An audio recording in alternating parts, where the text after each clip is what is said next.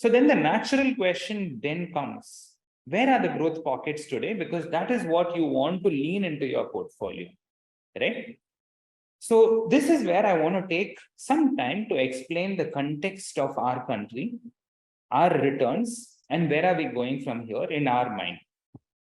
2010 to 2020, which is the decade that just went by. For most FIIs, if you speak to them, right, it may not be obvious for domestic investors, because for domestic investors like you and me, India is our home country, and that's what we invest in for returns. But for FIIs, India is an allocation. For most FIIs, when you speak to them, today India is roughly between a 3.5% to 4% allocation, right? And this 3.5% to 4% is what they are looking at to take it to 6.5% to 7% in the next 3 to 5 year cycle. Now, why are they taking it? Because they look at India as a growth market. But what did India do between 2010 to 2020? When you think about growth, you start off by saying, what is GDP and how has GDP grown? Between 2010 to 2020, which in my mind is called India's lost decade, our GDP grew by 4.8% annualized. The mean GDP that our country is expected to grow at is 6.5%. And today, in the next few years, basically we are expecting it to grow above mean, which is roughly between 7 to 7.5%. Right?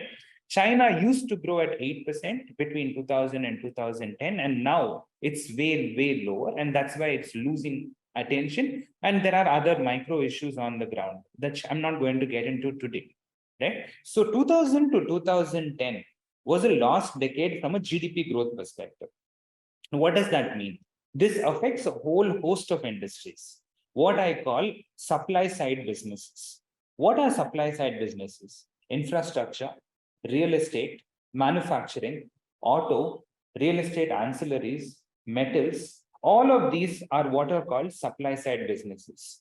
And when you look at all these businesses, which are roughly contributing to approximately 75 to 80% of our GDP, this basically gave a 0% return over the last decade, pretty much cumulatively. So what contributed to the Nifty or any portfolio's returns are what you call demand side businesses. Demand side businesses are what are called consumer facing businesses. These could be FMCG, these could be QSR, these could be paints, these effectively all businesses that come under consumer brands. Why did they do well?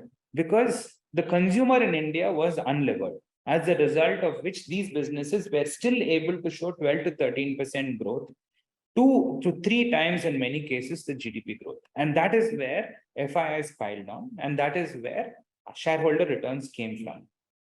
Now, post-COVID, something structurally changed. Not because, a lot of which was not designed, a lot of which was actually accidental as well, right? And that is where I want investors to pay some amount of attention to. This entire supply side is now actually the driver of growth. And for supply side to be the driver of growth, your first lever has to come from the government. And luckily for us, the government balance sheet has completely delevered. And things like GST, tax collection is at an all-time high, which helps the balance sheet, which helps the income, the asset side of the balance sheet, and that can come into infrastructure. Now that will flow down into a whole host of businesses on the supply side. So this chart effectively explains the same thing, right? The last decade in terms of CapEx, you can see what happened between 2010 and 2020 versus how things are changing post-COVID.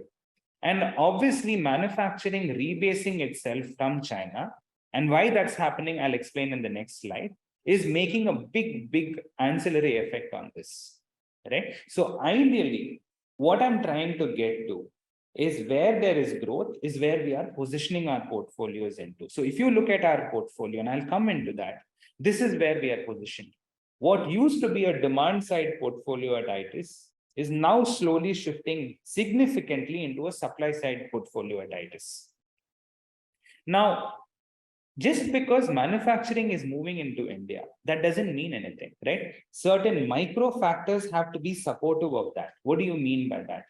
You ideally want your wages to be better or lower than anticipated, which is what led to deflation between 2000 and 2018 through China. Today, if you look at wage inflation in India between 2010 and 2020, India is one of the lowest wage inflation countries. And that is the reason manufacturing today is moving to countries like India at scale, Thailand, Vietnam, and Mexico as well, from an emerging market economy. Secondly, India is one of the only countries where the working age population is actually moving in your favor. Working age population in every other developed market is actually moving against you from a manufacturing perspective. So capex combined with the age group being in your favor, along with wage inflation not being so high, are three levers that are actually working in your favor from a supply side growth dynamics, as a result of which this is going to be, according to us, over the next cycle, extremely beneficial on the supply side growth.